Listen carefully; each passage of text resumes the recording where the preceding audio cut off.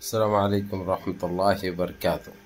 अज़ीज़ान मिल्लत इस्लामी, आप तमाम उम्मती को अबू फजल की तरफ से सलाम अर्ज़ है। घर में बैठी पर्दानशीन इज़्ज़तदार माँ और बहनों को अबू फजल की तरफ से सलाम अर्ज़ है। बहरहाल अल्लाह से उम्मीद है आप लोग खैरियत से होंगे, अल्लाह की हिफाजत में होंगे। इन मलूनों की मलामत से, इन फ़िरक़ा परस्तों की फ़िरक़ा परस्ती से, इन दरिंदों की दरिंदगी से, इन खबीसों की नजीज़ हरकतों से महफूज होंगे। अल्लाह आप लोगों को अपने हिफ्ज़ अमान में रखे, अल्लाह अपनी हिफाजत में रखे, अल्लाह हर शर से, हर आबा से आप लोगों को महफूज रखे। बहरहाल कैफ आज का मेरा इशू तुर्की और फ्रांस का है और इसके साथ साथ इसराइल का है। जो तुर्की ने 20-21 दिन पहले जिस तरीक़े से 2 पटाखे दागे थे उधर, वो अभी तक उसकी गूंज सुनाई दे रही, वो अभी तक फट रहे हैं। समझे आप लोग, यानी तकलीफ़ हो रही, फट रहे हैं बोले तो यानी दिल में फट रहे हैं वो लोगों के, क्योंकि उनको कोई चीज़ बर्दाश्त नहीं होती। क्योंकि जब इनके ऊपर कोई चीज़ आयद होती है या इनके ऊपर कोई ताकत का इस्तेमाल होता है, जब इनको दबोचा जाता है, जब इनके ऊपर ऐसी कोई चीज़ नाजिल होती है तो इनको बहुत तकलीफ़ होती है। ये इससे पहले एक मर्द मुजाहिद था मरहूम सद्दाम हुसैन, अब उसके बाद ये रजब तैयब एर्दोगान ने ये करने की जुर्रत दिखाई। जबकि आप लोगों को अच्छी तरह पता है अमेरिका की नाजायज़ नस्ल है इसराइल, अमेरिका की नाजायज़ है, इसलिए जितना हो सकते अमेरिका उसको सेव करने की कोशिश में रहता, अमेरिका उसकी तायद में रहता, अमेरिका उसको सपोर्ट करता हर वो चीज़ से, पैसे से, हथियार से, हर वो तरीक़े से। और जितने नजीज़ हरकतें इसराइल करता उस चीज़ों के ऊपर पर्दा डालता हूँ।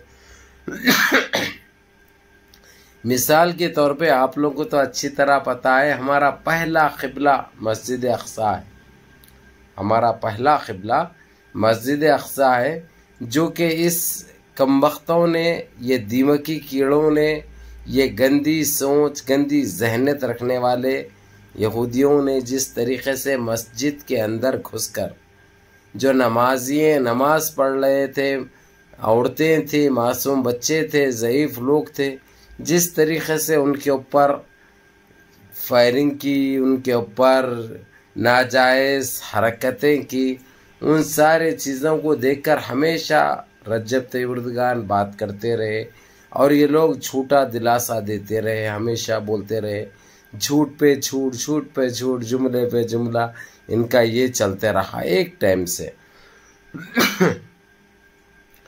उसके बाद मस्जिद अक़सा के बाद गज़ा में जिस तरीक़े से मासूम बच्चों को शहीद किया गया, ज़ईफ़ लोगों को शहीद किया गया, हमारी माँ और बहनों को शहीद किया गया, इसके ऊपर रजब तैयब एर्दोगान आग बगोला हो गए। ये लोग बोलते कुछ है, करते कुछ है। तो उन्होंने गए महीने में अगस्त की, मैं समझता हूँ 11 तारीख़ को, जो 2 दागे थे उन्होंने वो इतनी भयंकर तरीक़े से लपेटी में ले लिया पूरे अमेरिका को, इंग्लैंड को, ऑस्ट्रेलिया को, न्यूजीलैंड को, फ्रांस को, जर्मन को, रशिया को। लेकिन रशिया फिर भी तुर्की के साथ उसके ताल्लुक़ात बहुत अच्छे हैं, क्योंकि यूक्रेन के मामले में यूक्रेन को जब रशिया लपट रहा था वो टाइम पे सारी दुनिया रशिया के ख़िलाफ़ हो गई थी।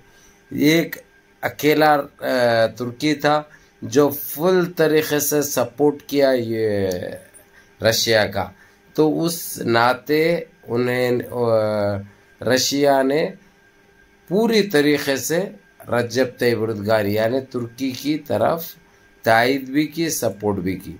दूसरा रहा चाइना, तीसरा रहा जीसीसी में 3 ममालिक कैसे हैं जो रजब तैयब एर्दोगान के खांधे को खांधा लगा के चलते हैं। एक है कुवैत, दूसरा है कतर, तीसरा है बहरीन।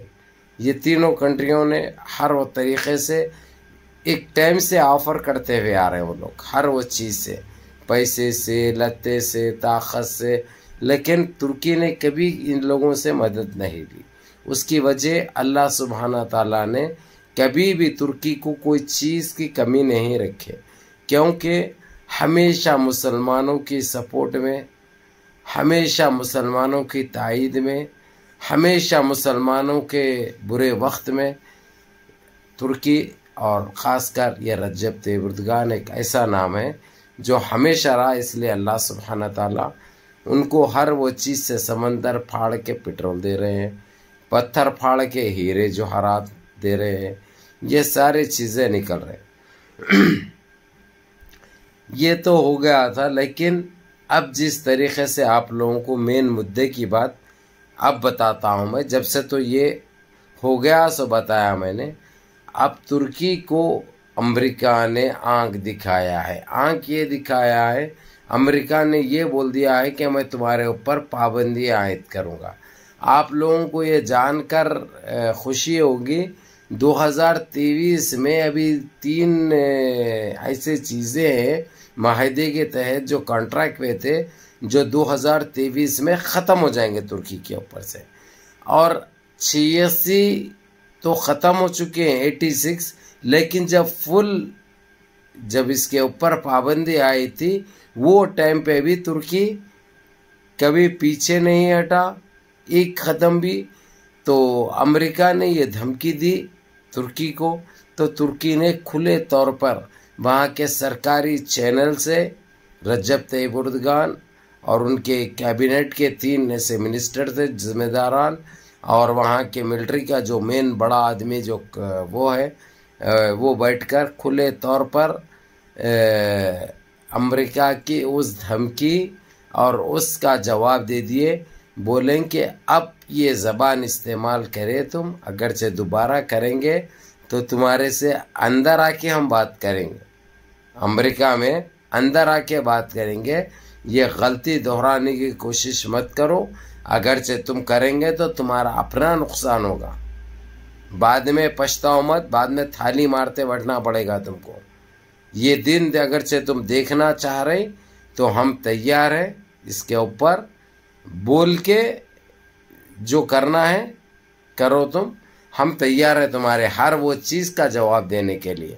اور رہی بات، اگرچہ کون سی بھی چیز پہ تم نے پابندی عائد کیا، ویسی غلط سوچ بھی سوچی، یہ تم کو بہت مہنگی پڑے گی.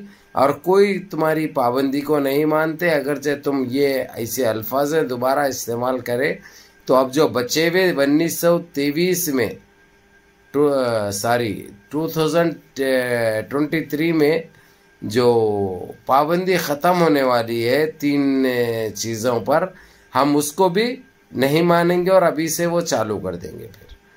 اور جو تمہارے جو خاص متر ہے، تمہارے اچھے دوستوں کے ساتھ ہم اچھی دوستی نبھائیں گے پھر، جو تم کو ناپسند ہوگا، جو تمہارے لیے نقصان دہ ہوگا، جو تمہارے لیے تکلیف کی بات ہوگی. تو میرے عزیز دوستوں، میرے بھائیوں، بہرحال آپ لوگوں کو یہی بتانا ہے کہ حالات بڑے پیچیدہ ہوتے جا رہے ہیں. اور رہی بات، رجب طیب اردگان ایک ایسا مرد مجاہد ہے، یہ کبھی پیچھے ہٹنے والوں میں سے نہیں ہے. یہ کبھی پیچھے ہٹ کے نہیں دیکھتا ہے کہ یہ کیا ہونے والا ہے.